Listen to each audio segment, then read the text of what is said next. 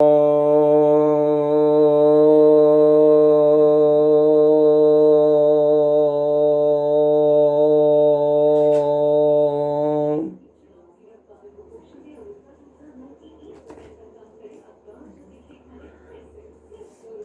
श्री गणेश, जय श्री गणेश, जय श्री गणेश।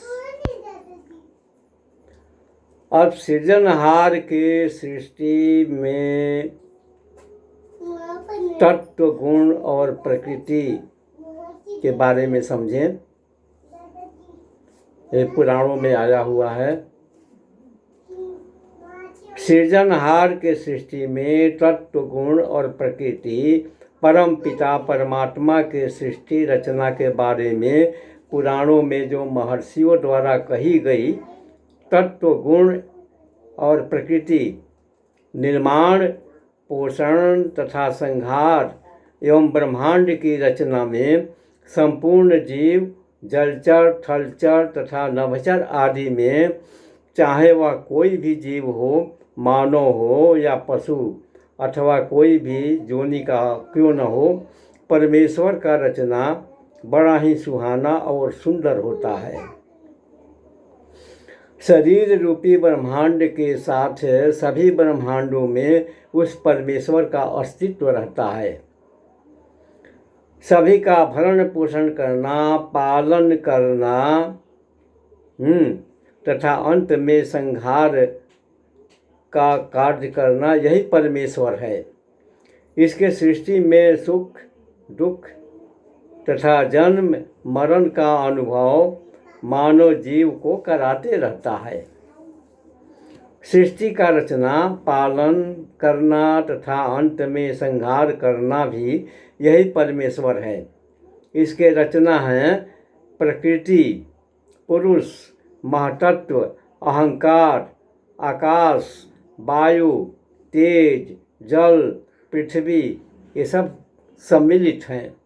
इनके रचना में प्रकृति, पुरुष, महातत्व, अहंकार, आकाश, वायु, तेज, जल, पृथ्वी, ये सब मिश्रण है, सम्मिलित है, मिला हुआ है। प्रकृति, पुरुष। अब आप ज्ञानेंद्रियों के बारे में समझें। ज्ञानेंद्रियों के बारे में कहते हैं स्रोत। ज्ञानेंद्रियाँ कौन कौन से हैं, कैसे है? स्रोत, त्वचा, चक्षु, नासिका, रसना, ये 5 ज्ञानेंद्रिय हैं। और 5 कर्मेंद्रियाँ भी हैं, वाक, वाणी, पाद, वायु और उपास्थ्य, ये 5 कर्मेंद्रियाँ हैं। अब कहते हैं कि मन कर्मेंद्रिय और ज्ञानेंद्रिय दोनों में शामिल रहता है। कर्मेंद्रियों के 5 कर्म हैं। जो कर्मेंद्रियाँ हैं उसके 5 कर्म हैं: चलना, बोलना, मल त्याग करना, मूत्र त्याग करना और काम करना। ये 5 कर्मेंद्रियों के हैं। ज्ञानेंद्रिय भी 5 प्रकार के हैं। 5 तरह के ज्ञानेंद्रियाँ भी हैं। वो कौन कौन से हैं? शब्द, रूप, रस, स्पर्श और गंध, ये 5 ज्ञानेंद्रिय में आते हैं। सृष्टि के आरंभ काल में क्या होता है? कार्य, इंद्रिय, पंचभूत और कारण का रचना करते हैं। सृष्टि के प्रारंभ काल में कार्य, इंद्रिय, पंचभूत और कारण का रचना करते हैं। महतत्व आदि के रूप में प्रकृति ही रहती है। जो महतत्व है वो महतत्व के रूप में प्रकृति ही रहती है। और यही सतोगुण, रजोगुण, तमोगुण के सहायता से संसार के उत्पत्ति, स्थिति और संहार की अवस्थाएं धारण कर लेती है। उस समय अव्यक्त पुरुष प्रकृति और उसके अवस्थाओं का केवल साक्षी मात्र रहता है। महतत्व आदि का कारण धातुएं विकार को प्राप्त होते हुए पुरुष के इक्षण से शक्ति प्राप्त करके परस्पर मिल जाते हैं और प्रकृति का आश्रय लेकर उसी के बल से ब्रह्मांड की सृष्टि करते हैं। ये सृष्टि कैसे करते हैं इसके बारे में ये कहते हैं। क्या कहते हैं कि महातत्व आदि कारण धातुएं विकार को प्राप्त होते हुए पुरुष के इक्षण से शक्ति प्राप्त करके परस्पर मिल जाते हैं और प्रकृति का आश्रय लेकर उसी के बल से ब्रह्मांड की सृष्टि की रचना करते हैं। अब कहते हैं पंच तत्व।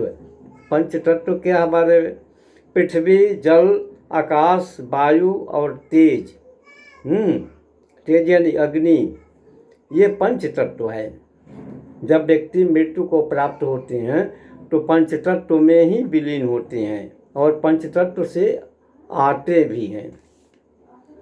कुछ लोग 7 तत्व मानते हैं ये पंच तत्व, और 2 तत्व और मानते हैं। छठा कहते हैं कि जीव और 7वां परमात्मा को भी सम्मिलित करते हुए कुछ लोग 7 तत्व को मानते हैं, जैसे पृथ्वी, जल, आकाश, वायु और तेज, ये 5 तत्व हुआ और 2 तत्व और मिलाते हैं।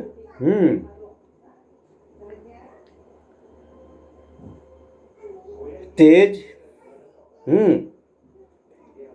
छठा होता है जीव और 7वां परमात्मा को शामिल करते हैं, परंतु देह, इंद्रिय और प्राण आदि की उत्पत्ति तो पंचभूतों से ही होती है। यही परमात्मा अपने बनाए हुए पंचभूतों से युक्त होकर देह आदि की सृष्टि करता है और उसमें जीव रूप में प्रवेश करके, देखिए कितनी बड़ी गूढ़ बात है, इसे फिर सुनिए। वही परमात्मा अपने बनाए हुए पंचभूतों से युक्त होकर देह आदि की सृष्टि करता है और उसमें जीव रूप में प्रवेश करता है। इस मत के अनुसार जीव का परमात्मा में और शरीर का पंचभूतों में समावेश हो जाता है। इसलिए शरीर के अंदर 2 शरीर उत्पन्न होता है, एक प्राणात्मा जीवात्मा और एक शरीर आत्मा।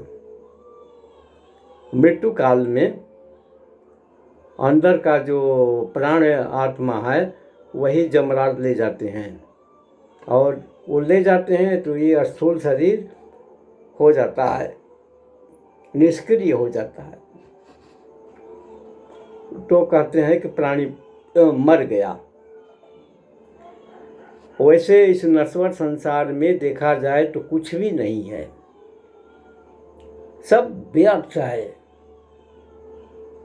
संसार में परम पिता परमात्मा जीव को मोह में डालते हैं और रचना करते हैं। जीवन देने वाले की महिमा अपरंपार है। सृजनहार की सृष्टि एक होती है, अनेक नहीं होती है। रूप उसका अनेकों होता है और परम पिता परमात्मा ही जीव रूप में प्रवेश करके मानव जीवन को जन्म देते हैं और अंत में उसका विनाश भी कर देते हैं। वही परमात्मा सृष्टि की रचना करते हैं और वही सृष्टि के अंत काल में उसको संहार कर डालते हैं। पालनकर्ता विष्णु सृष्टि के रचनाकार हैं ब्रह्मा और अंत में सृष्टि के संहार करना ये शिव का काम है। रुद्र अंत समय में रुद्र काम में आते हैं, वो संहार कर डालते हैं। लेकिन इन दोनों की सृष्टि रचना परमात्मा ने ही किया है, और उन्हीं की माया से संपूर्ण चर अचर संसार जगत जो है कि नहीं, उनकी माया से में लिप्त हो रहा है और चलते आ रहा है। न कोई अस्थिर है, न अस्थिर रहेगा। न ये धरती अस्थिर है, न अस्थिर रहेगी।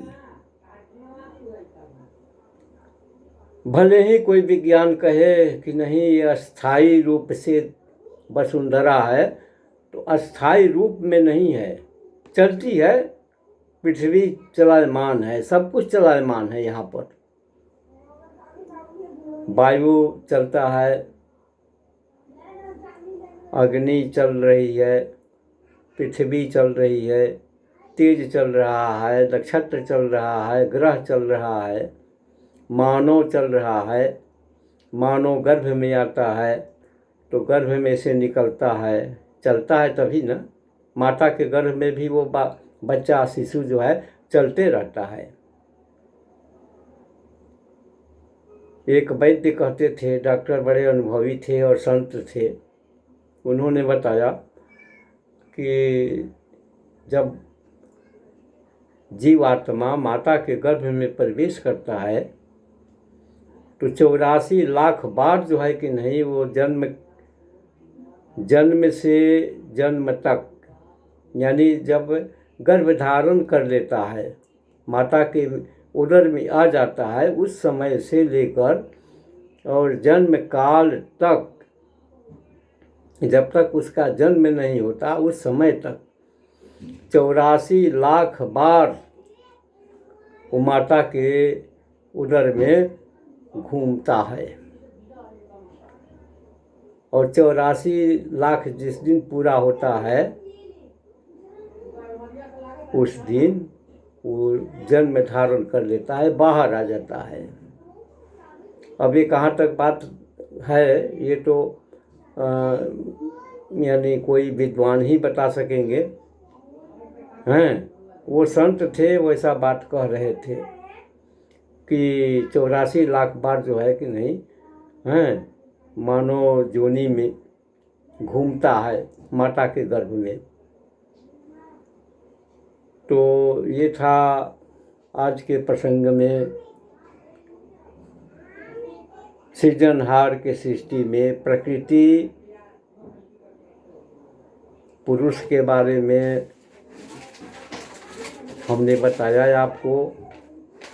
आप ध्यान से श्रवण करेंगे, समझेंगे इस विषय को। सृजनहार के सृष्टि में प्रकृति पुरुष गुण तत्व और गुण में आता है सतोगुण, रजोगुण, तमोगुण, और प्रकृति तत्व है और उसमें पुरुष भी समावेश किया हुआ है। तभी नेगेटिव और पॉजिटिव इलेक्ट्रॉन, प्रोटॉन और न्यूट्रॉन मिल करके एक सृष्टि होती है। तो आप इस पर ध्यान देंगे, समझेंगे। जय माई जगदम्बा।